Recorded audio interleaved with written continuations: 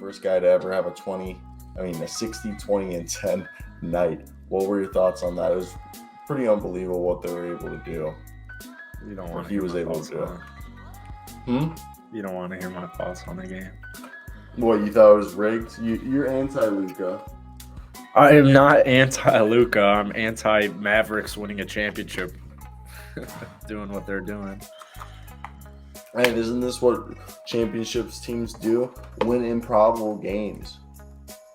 I mean, you're kind of supposed to beat the New York Knicks without Jalen Brunson and RJ Barrett, but yeah. I know, but the improbable was what was it? The comeback, the 9-point deficit, 33 seconds left. That was awesome. If Luka didn't do that, I wouldn't have been as obviously. Anytime you drop 60 points, it's extremely impressive. Nothing but respect, nothing but love for Luka. He's very fun. I love his demeanor, but I mean, I don't think it was as far as like the best game I've ever seen. I think it was a great basketball game, but I mean, I just thought it was Luka's MVP moment potentially. Yeah, that's fine.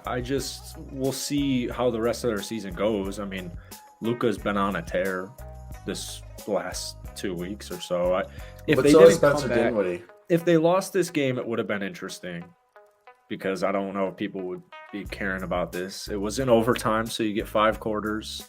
It was very efficient. He only made 2 threes. Yeah, that putback, that missed. Yeah, the putback was beautiful. I don't know how he thought that was to win. I don't know how you don't know the score of the game, but you're just in the moment, man. You're living by the horns. It's typically important to know the score of the game. Typically. They got the W. I don't even care. He could think he's on Mars, but if we get that W, it don't matter. I just thought Luka literally just took control of the game and just said, I'm not letting my team lose. I'm literally putting the team on the back. Tim Hardaway Jr. was awesome, and so was Christian Wood. Spencer Dinwiddie had a quiet night. Yeah. But I just think the sporting cast of Dallas is starting to come alive. Yeah, I am starting to see more ball movement with them, which I love to see. I feel like Luka's doing a good job at getting his teammates involved early on in the game, and then once the second half hits, just like Giannis does when that defense getting a little tired, his teammates are cooking, that's when he starts to kind of turn it up a notch. Yeah, no, I think with Luka out here tonight, Tim Hardaway, dude, he just could not miss last night. Christian Wood, another game, it was solid.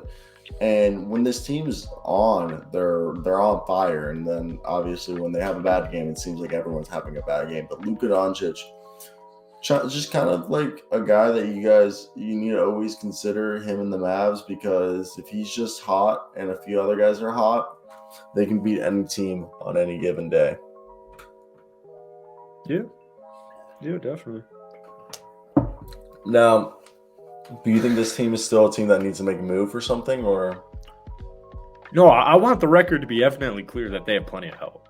The Dallas Mavericks have a ton of help, and we saw it with Christian Wood last night. We saw it with Dinwiddie. We saw it with Tim Hardaway Jr. I mean, Luka Doncic, they wouldn't have won the game. They wouldn't have been even in a position to win the game had Christian Wood not made that 3, had Dinwiddie not made that insane 3.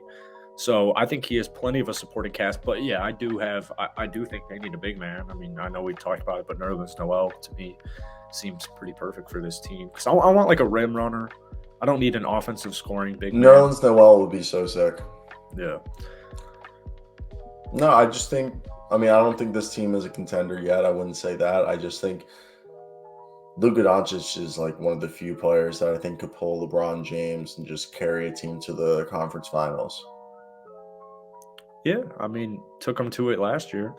Yeah, like he's going to be a guy who's going to be able to do that for a lot in his career. But also, Luka said he doesn't want to play until he's 40. He wants to just go home back to his farm in Slovenia. Yeah.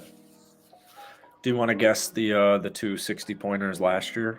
They happened on back-to-back days. Jordan Poole? No. I don't know who it is. Karl-Anthony Towns. Holy fuck, I forgot all about that 3-point barrage. And then Kyrie Irving. So I don't remember Kyrie. It was the day after. Really? Yeah. So I think there's been 62 players to have scored, or 62 times where 60 points or more have been scored. Luka In an joined NBA some game. impressive players. Yeah, the list at like 60 and 61, there's a bunch of guys, like good players, Dame and LeBron, etc. Kemba's up there.